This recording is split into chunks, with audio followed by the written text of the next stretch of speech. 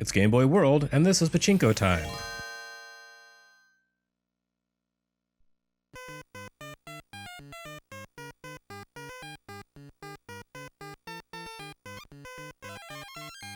More than half a year into the Game Boy's life, and this is merely the second Japan-only release. That will definitely change over time, but it's pretty interesting to look at the 1989 titles for the system so far. By and large, most of the games to appear in the first year of the Game Boy's life turned out to be pretty solid. We're mostly talking about releases from Nintendo and its trusted third-party partners. Developers who had a good run on NES and felt confident in their chances on Game Boy, and whom, by extension, Nintendo trusted enough to bring into their inner circle. In those early days of a low install base, games for Game Boy were designed for maximum international appeal, created with an eye for sales abroad. Besides Nintendo's Yakuman, which being Mahjong was a sort of traditional early release for any Japanese console, everything until now has been as friendly to American tastes as Japanese. That changes with the arrival of Pachinko Time, the Game Boy debut for publisher Coconuts Japan and developer Marionette. While Marionette wasn't totally a stranger to developing for international releases, its original creation Dr. Chaos and an NES conversion of Advanced Dungeons & Dragons classic Pools of Radiance had both made their way to the US under care of FCI. Coconuts Japan didn't release anything in the West until 1991's Ballistix for TurboGrafx-16. And when they were churning out games like Pachinko Time, little wonder. Pachinko is one of those curiously indigenous Japanese obsessions. If you ever visit Tokyo, every morning you'll see a line of pensioners stretching around the block in front of each and every pachinko parlor, eager to get in and start gambling first thing in the morning.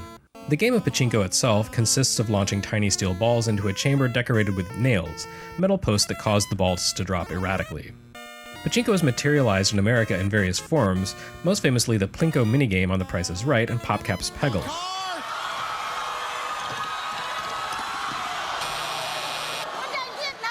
2 out of 4 chips in the 0 spot so far today. But in its raw form, Pachinko only seems to have much appeal in Japan. And in truth, much of the appeal of Pachinko likely comes from its connection to gambling. While players can't legally gamble in Pachinko, it's no secret that you can swap your non-monetary winnings at nearby businesses, often for cash. This is deeply entrenched in Japanese culture. Periodic cries to quash Pachinko-related gambling is invariably met by authorities with claims of bewilderment. Gambling, they sputter. Didn't know anything about that?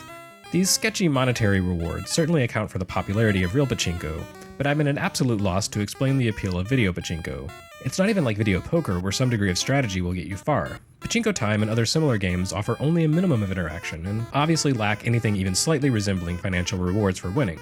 The bulk of Pachinko Time consists of holding down the A button to launch balls into the machine. You press right or left to increase the force with which balls are fired off, and that's pretty much it. You hold A while fine-tuning the range of balls and wait until you either run out of balls or run down the score meter at the upper right. You start with a few hundred balls and a few thousand points to chip away at. If a ball drops into the central alley, 1 point is deducted from your ball total and added to the score that you're trying to reduce to 0. However, if you manage to hit any of the various targets around the screen, you'll gain back multiple balls while shaving a large number of points from the tally you need to reduce. The game features dozens and dozens of machines, many of which carry over the same visual themes, while featuring different nail configurations. Some of the machines feature interesting modifiers, such as a slot machine-like rolling number that activates when you drop a ball into a certain target, and will greatly increase your scoring potential for a limited time. But still, there's really not much game here. Machines take 15, 20, even 30 minutes to complete, during which time you're stuck holding down the A button and listening to some truly irritating music.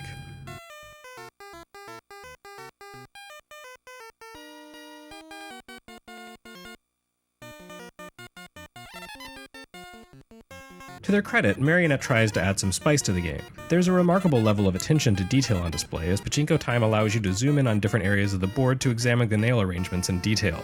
And the entire game is framed as an adventure in which players take the role of an anthropomorphic pachinko ball. You journey from parlor to parlor, completing multiple machines in each location to open paths to subsequent parlors.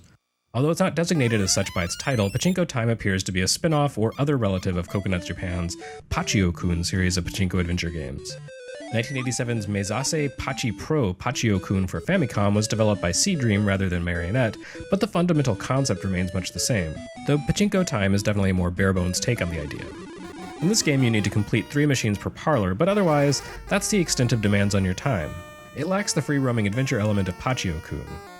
Still, Marionette clearly expected players to invest some time and energy into the adventure, given that they built a password system into the game. Alas, there's very little to the game beyond shooting balls into the machine and hoping for the best. You can exert very little control over the balls, just like in real pachinko, but the physicality of the real thing gives it a certain thrill that evaporates when all the balls are just imaginary numbers. It just drags on and on.